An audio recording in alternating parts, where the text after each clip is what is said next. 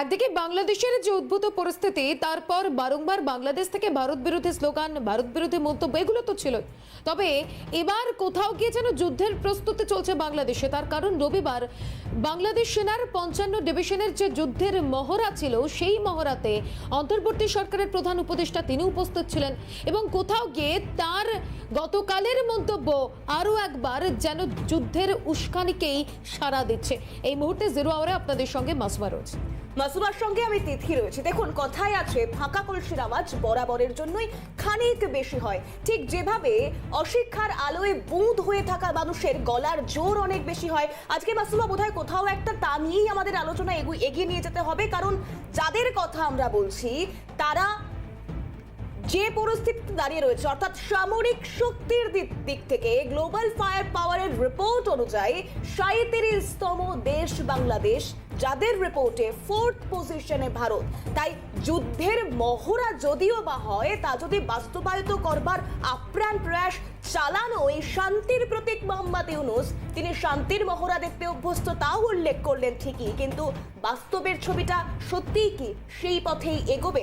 যেমন এই মুহূর্তে আমরা যে খবরের দিকে নজর রাখবো, অর্থাৎ গতকালের সেই রবিবারের সেই মহড়া, যেখানে যা খতিয়ে দেখেছেন মোহাম্মদ ইউনূস, সেই মহড়াতে সেনাবাহিনীকে যুদ্ধের জন্য প্রস্তুত রাখার নির্দেশও দিয়েছেন তিনি।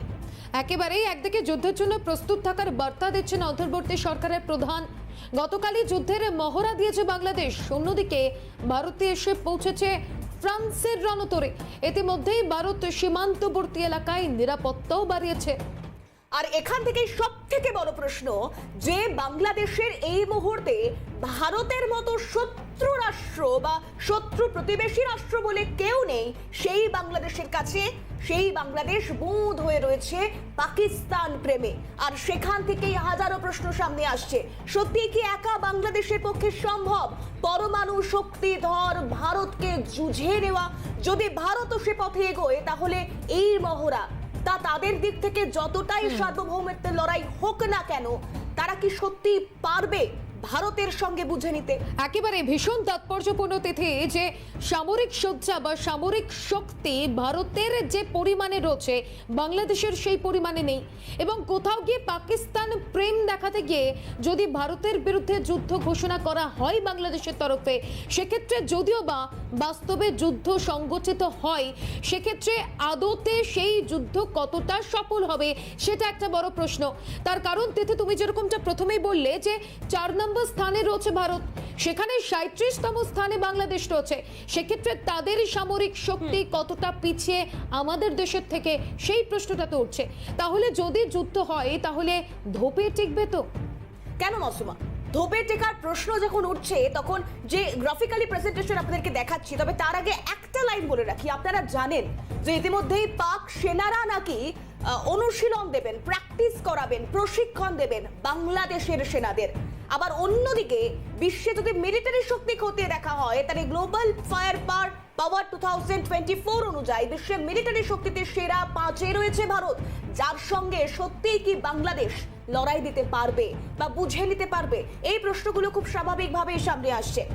একেবারে গ্লোবাল ফায়ার পাওয়ার ২০২৪ তথ্যানুযায়ী ভারতের স্থান ৪র্থ। আর এখানেই প্রশ্ন, যেখানে ভারতের স্থান ৪র্থ, সেখানে যুদ্ধ হলে কি হবে? ভারতের সেনা সংখ্যা ৫১,৩৫,৫৫০। সক্রিয় সেনা রয়েছে ১৪,৫৫,৫৫০। আর সেখান থেকে যদি বাংলাদেশের দিকে নজর রাখি, তাহলে অনেকেই তো কলকাতা দখলের প্রসঙ্গে রীতিমতো হাসি ঠাট্টায় উড়িয়ে দিয়ে বলেছিলেন শুধুমাত্র সিভিক ভলেন্টিয়ার নামিয়ে দিলেই তা যথেষ্ট। কারণ এখান থেকে সেনার সংখ্যা, ভারতের সঙ্গে বাংলাদেশের সামরিক শক্তি কতটা রয়েছে, সেই প্রশ্নগুলো খুব স্বাভাবিকভাবে সামনে আসছে। কারণ গ্লোবাল ফায়ার পাওয়ার ২০২৪ তথ্যানুযায়ী যদি বাংলাদেশের সামরিক শক্তির পরিসংখ্যানের দিকে আমরা নজর রাখবার চেষ্টা করি, তাহলে বাংলাদেশ সেক্ষেত্রে দাঁড়িয়ে ১৪৫টি দেশের মধ্যে ৩৭তম দেশ, যেখানে ৪র্থ ভারত। ১৪৫টি দেশের মধ্যে ৩৭তম দেশ বাংলাদেশ। বাংলাদেশের সেনা সংখ্যা আনুমানিক ৬৯,৬৩,০০০। আর এখানেই প্রশ্ন, ভারতের সেনা সংখ্যা অনেকটা বেশি, বাংলাদেশের সক্রিয় সেনা রয়েছে আনুমানিক ১,৬৩,০০০। বাংলাদেশে কোনো রিজার্ভ সেনা নেই এমনটাও কিন্তু তথ্য জানা যাচ্ছে, এবং এক্ষেত্রে একাধিক প্রশ্ন যে যদি ভারত বাংলাদেশের যুদ্ধ হয় সেক্ষেত্রে কি হবে। এবং এখান থেকে দাঁড়িয়ে একবার শুনে নেবার চেষ্টা করব, গতকাল রবিবার বাংলাদেশের রাজবাড়িতে বাংলাদেশ সেনাবাহিনীর পদাতিক ব্রিগেড গ্রুপের যে যুদ্ধ মহড়ার কথা আমরা বলছি, অর্থাৎ 55 ডিভিশনের যে যুদ্ধ মহড়ার কথা আমরা বলছি, তা খতিয়ে দেখতে গিয়েছিলেন অন্তর্বর্তী সরকারের প্রধান মোহাম্মদ ইউনূস। তিনি উল্লেখ করেছেন তিনি শান্তিপ্রিয়, তিনি শান্তিকামী, তাই তিনি শান্তির মহড়া পছন্দ করলেই যে মহড়া হচ্ছে তা বাস্তব না হলেও বাস্তবের সৃষ্টি প্রস্তুতি হয় এখান থেকেই। ঠিক কি বলেছিলেন মোহাম্মদ ইউনূস, শোনাই আপনাদের। আমরা দেখলাম যুদ্ধের মহড়া অত্যন্ত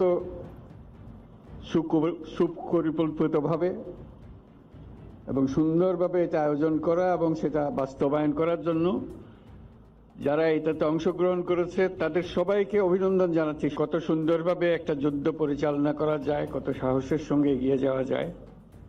যদিও এটা বাস্তব নয়, এটা মহড়া মাত্র। তো এই মহড়া থেকেই বাস্তবের সৃষ্টি, প্রস্তুতি, যাতে প্রকৃত যুদ্ধে আমরা সফলভাবে বিজয়ী হয়ে আসতে পারি। আমরা সিনেমার পর্দায় যুদ্ধ দেখি, সবসময় সম্মুখ যুদ্ধ দেখি, ইতিহাসের বহু বড় বড় যুদ্ধ সিনেমার পর্দায় দেখি। প্রথম মহাযুদ্ধ, দ্বিতীয় মহাযুদ্ধের একেবারে প্রকৃত ছবিগুলো দেখি। নানা ব্যাটল, কিভাবে ব্যাটলগুলো যুদ্ধে তারা শত্রুর সম্মুখীন হয়েছে সেই দৃশ্য দেখি। অনেকগুলো আমাদের স্মৃতিতে অমর হয়ে থাকে, সারা পৃথিবীর স্মৃতিতে অমর হয়ে থাকে তাদের বীরত্বের জন্য, তাদের সাহসের জন্য। যে কোনো মুহূর্তে যে অবস্থায় আছে না কেন, প্রয়োজনে যুদ্ধে ঝাঁপিয়ে পড়তে হয় পূর্ণ সাহস এবং পূর্ণ প্রস্তুতি নিয়ে। সেটারই একটা মহড়া হলো প্রস্তুতি হিসেবে ভবিষ্যতে বাস্তব যুদ্ধে আমরা আমাদের যা করতে হবে সেটার একটা প্রস্তুতি, যাতে এটা ক্রমাগতভাবে আমরা প্রতি মুহূর্তের জন্য প্রস্তুত থাকতে পারি। সেটার জন্য একজন শান্তিকামী মানুষ হিসেবে আমি বরাবরই যুদ্ধের চেয়ে শান্তির মহড়া দেখতে বেশি আনন্দ বোধ করি। তবে দেশের স্বাধীনতা ও সার্বভৌমত্বের প্রশ্নে প্রস্তুতির লক্ষ্যে সামরিক বাহিনীর এই প্রশিক্ষণ অত্যন্ত গুরুত্বপূর্ণ। এই মহড়া দেখে আমি ও সেনাবাহিনী, বিমান বাহিনীর সক্ষমতা সম্পর্কে আরও আত্মবিশ্বাসী হয়েছে। রাষ্ট্রবাহিনীর এই সক্ষমতা আরও আধুনিকায়নের জন্য আমরা কাজ করে যাব। প্রশিক্ষণে সর্বোত্তম কল্যাণ এই মন্ত্রে উদ্বুদ্ধ হয়ে আধুনিক ও যুগোপযোগী প্রশিক্ষণের মাধ্যমে আভিযানিক দক্ষতা অর্জন করে দেশের সার্বভৌমত্ব রক্ষায় বাংলাদেশ সেনাবাহিনীর সদস্যগণ সর্বদা প্রস্তুত থাকবে। আর এখান থেকে তিথি আমরা একটু আলোচনায় যাওয়ার চেষ্টা করব। এই মুহূর্তে আমাদের সঙ্গে দুজন গেস্ট রয়েছেন। একদিকে রাজনৈতিক বিশ্লেষক রাজগোপাল ধর চক্রবর্তী রয়েছেন, পাশাপাশি আন্তর্জাতিক সম্পর্ক বিশেষজ্ঞ দীপঙ্কর সাহা রয়েছেন। দুজনকে স্বাগত জানাবো ক্যালকাটা নিউজে। প্রথমে রাজগোপাল বাবুর কাছে যাব। রাজগোপাল বাবু, একদিকে তো ঘরে বাইরে বেকায়দাই অন্তর্বর্তী সরকার, সেখানে মোহাম্মদ ইউনূস অন্তর্বর্তী সরকারের প্রধান, তিনি যুদ্ধের উস্কানি দিচ্ছেন, যুদ্ধের জিগের তুলছেন বলা যায়। কতটা তাৎপর্যপূর্ণ? হ্যাঁ দেখুন, যুদ্ধ তো সবাই জানে যে ভারতের সঙ্গে বাংলাদেশের যুদ্ধ করার সে সমান অধিকার নেই। আপনারা পাওয়ার ইন্ডেক্স দেখালেন, সেখানে প্রায় 5 গুণ এগিয়ে আছে ভারত। তো পরিষ্কার যে অনেকটাই পিছিয়ে, এবং আমেরিকার সঙ্গে মেক্সিকোর যুদ্ধ করলে যা হয় অনেকটা সেরকমই দাঁড়াচ্ছে। তো এখন ওরা বলছে যে ঠিক আছে, সব দেশে আগে প্রশিক্ষণ দেয়, কিন্তু যেটা মোহাম্মদ ইউনূস বললেন যে এই যে প্রশিক্ষণটা হচ্ছে যুদ্ধের মহড়া, বাস্তব যুদ্ধের মহড়া, অর্থাৎ বাস্তব যুদ্ধ যে হতে পারে এরকম একটা চিন্তা ওনাদের মাথায় রয়েছে। এখন যুদ্ধটা কার সঙ্গে করবে? উনি বলছেন স্বাধীন সার্বভৌম রক্ষা করতে গিয়ে যুদ্ধ, তার মানে ওনাদের ভয়টা হচ্ছে ভারতের থেকে, এবং চীনের সঙ্গে তো অনেক বর্ডার নেই, আমরা চীনের সঙ্গে কি লড়াই করতে আমি জানি না। এইদিকে আরাকান আর মিয়ানমার সীমান্তে রয়েছে, তারা এই মুহূর্তে বাংলাদেশে ঢুকতে চাইছে বলে জানায়নি। এখন তাদের সঙ্গে যুদ্ধের কোনো প্রশ্ন নেই। সুতরাং বোঝাই যাচ্ছে যে এটা এমন একটা প্রকল্প যাতে করে দেশের মধ্যে একটা জাতীয়তাবোধ তৈরি করা, যে দেখো ভারত আক্রমণ করছে এবং ভারতকে জব্দ করার জন্য আমরা সমগ্রভাবে প্রস্তুত, এই একটা বার্তা মানুষের কাছে দেওয়া, যে উগ্র জাতীয়তাবাদ তৈরি করা এবং উগ্র জাতীয়বাদ অনেকটা উগ্র জাতীয়বাদের মুখপাত্রে মিশিয়ে দেওয়া, যে জাতীয়তাবাদ সেটা তারা তৈরি করতে চাইছে এবং সম্পূর্ণভাবে ভারত এবং ভারতের থেকে আমরা কম নই। সাধারণ মানুষ অত জানে না ভারতে কি আছে না আছে, তারা এইসব দেখে ভাববে যে কোথায় চলে গেছে, চলো ভারতের সঙ্গে ভারত বিদ্বেষীদের, এই একটা লক্ষ্য। আবার একই সঙ্গে সেখানে যারা সংখ্যালঘু আছেন তাদের কাছে বার্তা, তোমরা যতই করো না কারণ দেখো আমাদের স্ট্রেংথ, দেখো আমরা কোথায় নিয়ে যেতে পারি, আমাদের নৌসেনা, আমাদের বায়ুসেনা, আমাদের স্থলবাহিনী কোথায় রয়েছে, তোমরা এই দিকে ভয় পাইয়ে দেবো। একটা হচ্ছে দেশের উগ্র জাতীয়বাদ তৈরি করেন, আর সংখ্যালঘুদের ভয় মহড়া, এই মহড়ায় ভারত তাই আসে না, তবে ভারত সতর্ক থাকবে, আছে, এটা করতে পারি। এবং বাংলাদেশ যদি বেশি ওদের এটা দেখাতে চায়, বীরত্ব দেখাতে চায়, আমাদের সেই জায়গায় সঠিক সময় আমাদেরকে ইন্টারভেনশন বা প্রয়োজন আছে। রাজগোপাল বাবু, সেক্ষেত্রে ভারত কি পদক্ষেপ নেবে বা ঠারে ঠোরে ঠিক যে অবস্থান, কারণ পাক সেনারা নাকি বাংলাদেশ সেনাদের প্রশিক্ষণ দেবে, অন্যদিকে পাকিস্তানের একের পর এক থানা, সেনাঘাঁটি, যা ইতিমধ্যেই তালিবান রাজ চলছে, তালিবানদের দ্বারা দখলদারিত্ব চলছে, আফগানিস্তান পাকিস্তানের পরিস্থিতি এই মুহূর্তে তথৈবচ। আবার অন্যদিকে দাঁড়িয়ে আরাকান আর্মি, তারাও সেন্ট মার্টিনের দিকে এগোচ্ছে, বাংলাদেশের দিকে এগোচ্ছে। তাই চতুর্দিক থেকে রীতিমতো গর্তে পড়ে যাওয়া বাংলাদেশ, সে যদি যুদ্ধ প্রস্তুতির মহড়া দেয়ও, আন্তর্জাতিক স্তরে তার বাস্তবায়নের ছবিটা ঠিক কেমন? বাংলাদেশ যে যুদ্ধের, এটা স্যার যেটা বললেন যে মূলত অভ্যন্তরীণ রাজনীতিকে স্টেবল করার জন্য এই যুদ্ধ নামক খেলাটা চলছে। কারণ বাংলাদেশ যদি যুদ্ধ করতে চায়, আদতে ভারতের সঙ্গে কোনো প্রকার যুদ্ধের সক্ষমতাই বাংলাদেশের নেই। ভারত যদি যুদ্ধের ক্ষেত্রে যদি আমি একটা ধরি, তাহলে বাংলাদেশের কি আছে, ভারত কি করবে? প্রথমত বাংলাদেশে যে 8টি এয়ারবেস আছে সেগুলোকে ভারত স্ট্রাইক করবে। তার মধ্যে কোনগুলো এয়ারবেসগুলো? Dhaka airbase, Cox's Bazar airbase, Shahjalal airbase আন্তর্জাতিক বিমানবন্দর, Barishal airbase, Chittagong airbase, Gopalganj airbase, Sylhet airbase. এই যে 8টি এয়ারবেস আছে, এই 8টি এয়ারবেসে প্রথম আমাদের স্ট্রাইকগুলো হবে। যার প্রথম মিসাইলগুলো হবে কি? প্রলয়, পৃথ্বী এবং সূর্য মিসাইল। ব্রহ্মস থাকবে, ব্রহ্মসের কোনো ব্যবহার এখানে করা মানে নিজেদের অর্থ অপচয় করা। এবং এই মিসাইলগুলো দ্বারা প্রথমেই এই এয়ারবেস, বাংলাদেশের এয়ারবেসগুলোকে পুরোটাই ধ্বংস করে দেওয়া হবে। ধ্বংস করে দেওয়ার পর পরবর্তীতে কি হবে? পরবর্তীতে নেভাল যে পাওয়ার বাংলাদেশের আছে সেগুলোকে ধ্বংস করে দেওয়া হবে। তার মধ্যে ভারত কি করবে? প্রথমত K-15 সাগরিকা টর্পেডো মিসাইল, এবং এছাড়াও আছে কি ধনুষ ব্যালিস্টিক মিসাইল, এগুলো দিয়ে বাংলাদেশের জাহাজ এবং সমস্ত কিছুকে ধ্বংস করে দেওয়া হবে। মানে বাংলাদেশ এবং ভারতের মধ্যে যে যুদ্ধটা হবে, খুব 30 মিনিট কি 1 ঘন্টার মধ্যে যুদ্ধ হবে।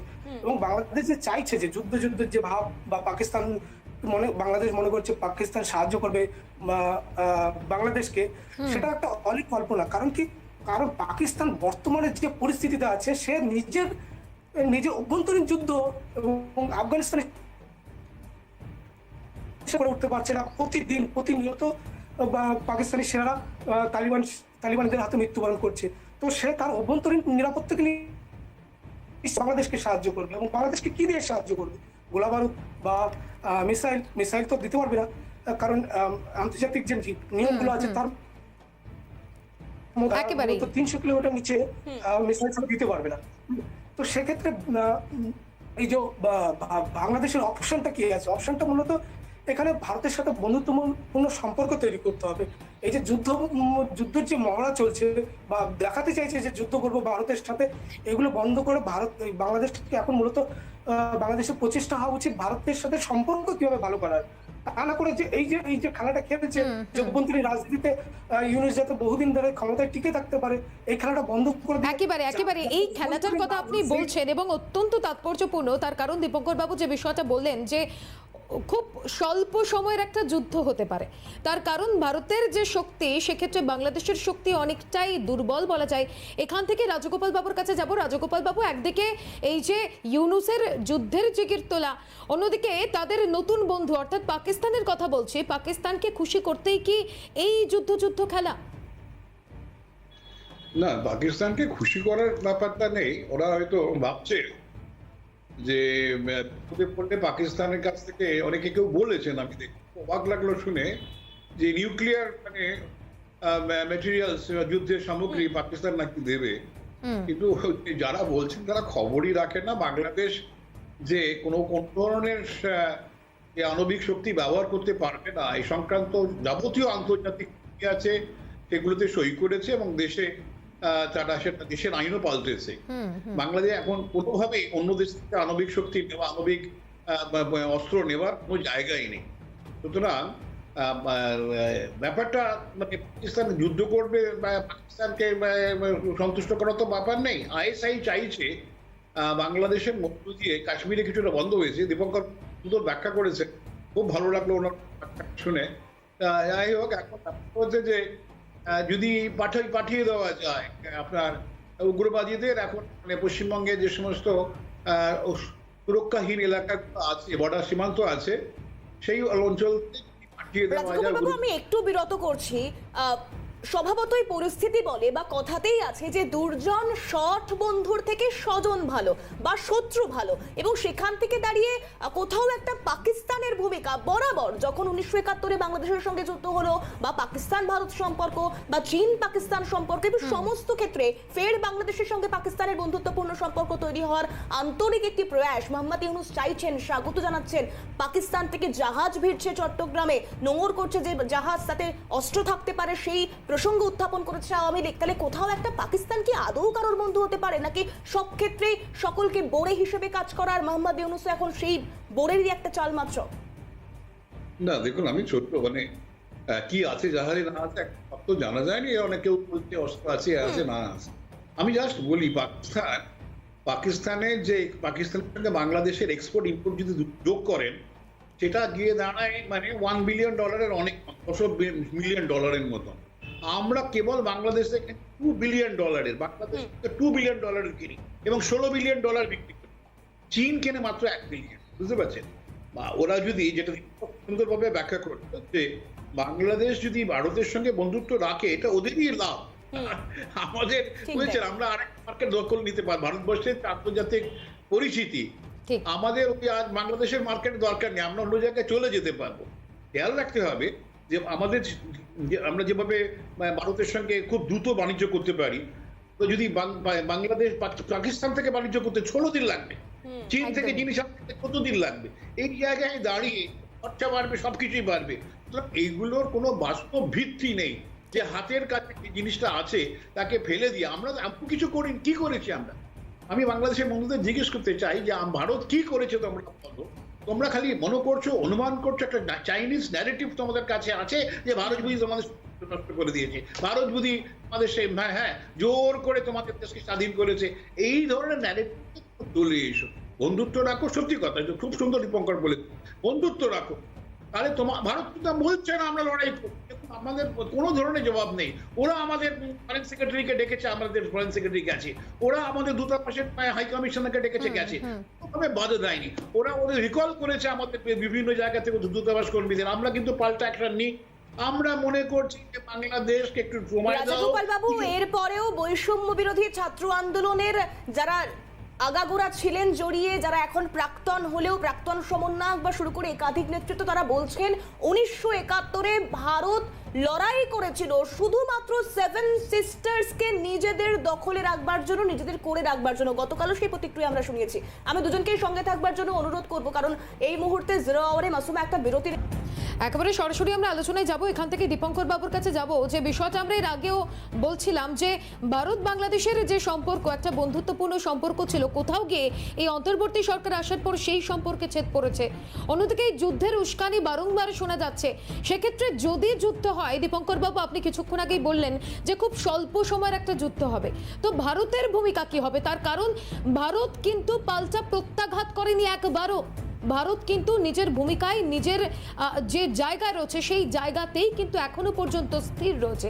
সেক্ষেত্রে যদি বাংলাদেশ যুদ্ধ করতে আগে এগিয়ে আসে সেক্ষেত্রে ভারতের কি ভূমিকা হতে পারে? ভারত কি করবে? ভারত সরাসরি আক্রমণ করবে। কারণ যদি বাংলাদেশ ভারতের উপর যুদ্ধটা চালিয়ে দেয় বা চাপিয়ে দেয়, সেক্ষেত্রে ভারতের কাছে তো অপশন কিছু নেই, কোনো অপশনই থাকবে না। এমন এই যে চীন এবং পাকিস্তান এবং আমেরিকার যে জোটের মাধ্যমে যে বাংলাদেশকে একটা অরাজক অবস্থার মধ্যে সৃষ্টি করা হয়েছে এবং ভারতের বিরুদ্ধে যে যুদ্ধ চাপানোর যে খেলাটা চলছে, এটা যদি বাংলাদেশ ভারতের বিরুদ্ধে চাপিয়ে দেয়, যদি ইউনিস মনে করেন যে সে ক্ষমতায় দীর্ঘদিন থাকবে এবং তার পরিপ্রেক্ষিতে ভারতের সাথে যুদ্ধ করাটা এবং যুদ্ধের ভাব তৈরি করাটা একটা গুরুত্বপূর্ণ। কারণ সে না, এটা যদি না হয় তাহলে তাকে নির্বাচন করতে হবে। নির্বাচন করতে গেলে যে গ্রাউন্ড স্তরের যে কর্মী বা যে একটা সংগঠন দরকার, সেই সংগঠন জামাত বা এই ছাত্র শিবিরে নেই, তাহলে সেক্ষেত্রে তো তারা বলে হারবে বিএনপির কাছে। এবং বিএনপি জিতলে কি করবে? প্রথম কাজ হবে বিএনপির ভারতের সাথে সম্পর্ক ঠিক করা, এবং সর্বপ্রথম করবে। কারণ বিএনপি জানে ভারতকে রাগিয়ে বা ভারতের সাথে সম্পর্ক খারাপ করে কোনো দেশ বা বাংলাদেশের মতো দেশ ওই মানে কোনো আন্তর্জাতিক ক্ষেত্রে বা অর্থনৈতিক ক্ষেত্রে টিকতে পারবে না। কারণ একটা অঞ্চলের অর্থনৈতিক বৃদ্ধি আর একটা দেশের উপর নির্ভর করে। যদি ভারতের অর্থনৈতিক বৃদ্ধি না হতো তাহলে বাংলাদেশের অর্থনীতি কিন্তু এই জায়গায় আসতো না। তো সেক্ষেত্রে যদি বাংলাদেশকে অর্থনৈতিক প্রবৃদ্ধি করতে হয়, তাহলেও ভারতের সাথে সম্পর্ক রাখাটা অত্যন্ত জরুরি এবং সবার আগে জরুরি। কারণ চীন বহু দূরে অবস্থান করছে, পাকিস্তান বহু দূরে অবস্থান করছে, এবং পাকিস্তানের ক্ষেত্রে কিছু দেওয়ার মতো বাংলাদেশকে কিছু নেই। কারণ যে চিনিটাও দেয় সেটাও ভারত থেকে। একেবারে দীপঙ্কর বাবু সঙ্গে থাকুন, একদম শেষ পর্বে আমরা চলে এসেছি। আমি রাজাগোপাল বাবুর কাছে জাস্ট একটা প্রশ্নই রাখতে চাইবো, আজকের রাওয়ারের একদম শেষ প্রশ্ন বলা চলে। রাজাগোপাল বাবু, এক কথায় ঢালহীন তলোহারহীন ইউনূসের অন্তর্বর্তী সরকার, তারা এই যে যুদ্ধ জিগিরের কথা আপনি বলছেন, যুদ্ধ খেলার একটা পরিস্থিতি তৈরি করছে, সংখ্যালঘু থেকে শুরু করে অন্যান্যদের কোথাও একটা নিজেদের মধ্যেই ভয় দেখানোর চেষ্টা চলছে, তাকে সেটাতেও কি সফল হবেন তারা? মানে আপাদমস্তক তো প্রশ্ন ভরপুর। না দেখুন, এই যুদ্ধ খেলা হলেই ভারত আক্রমণ এই করেই পাকিস্তানের যারা মিলিটারি তারা কিন্তু টিকে আছে আজ পর্যন্ত। যুদ্ধ হবে, কারণে যুদ্ধ তো সাধারণ মানুষ লড়তে পারবে না, কারণ আমাদেরই রাখতে হবে। সুতরাং এই বার্তা পাকিস্তানে দিয়েছে, গণতন্ত্র ডেভেলপ করতে পারিনি। এখন বাংলাদেশের মুশকিলটা হচ্ছে যে সেখানে একটা গণতন্ত্র আছে, এবং আমার সবচেয়ে যেটা মানে আমাদের ভাবনার জায়গা, আমার সবচেয়ে আনন্দের জায়গা, বাংলাদেশের মেয়েরা অনেক বেশি শিক্ষিত। বুঝেছেন, ভারতবর্ষ থেকেও সেখানকার মেয়েরা অনেক বেশি শিক্ষিত, মানে এনরোলমেন্টের ছেলেদের এনরোলমেন্ট বেশি, সেখানকার ম্যাটারনাল মর্টালিটি কম, ফার্টালিটি রেট কম। তারপরে সামাজিক দিক থেকে যেভাবে বাংলাদেশ এগিয়ে আছে এবং মেয়েদের এই যে শিক্ষার হার যেটা বেড়েছে তা নানানভাবে প্রকাশ পেয়েছে। এই জায়গায় এত সহজ হবে না যে বাংলাদেশে পাকিস্তানে সামরিক বাহিনী যেভাবে কবজা পেরেছে দেশটাকে, বাংলাদেশে সেইটা হয়তো একদমই তাই রাজাগোপাল বাবু। এক কথায় বলতে গেলে সামাজিক, ভৌগোলিক এবং তার পাশাপাশি আর্থিক অবস্থান কোনোটাই বোধহয় বাংলাদেশকে সেভাবে সাপোর্ট করবে না শুধুমাত্র এই যুদ্ধ জিগিরটাকে বয়ে নিয়ে যাওয়ার জন্য বা মহড়া থেকে বাস্তবে রূপায়ণ করার জন্য। রাজাগোপাল বাবু এবং দীপঙ্কর বাবু দুজনকেই অনেক ধন্যবাদ জানাবো আজকের আলোচনায়। মাসুমা, একেবারে একদিকে বাংলাদেশের যুদ্ধের মহড়া থেকে যুদ্ধের জিগির তুলছেন মোহাম্মদ ইউনূস, অন্যদিকে তারা বলছেন তারা প্রস্তুত, তারা নির্দেশ দিচ্ছেন যে প্রস্তুত থাকার, যে কোনো সময় যুদ্ধ বাঁধতে পারে। তবে আগামীতে কি হয় সমস্ত আপডেট নিয়ে কিন্তু পরবর্তীতেও আমাদের নজর থাকবে।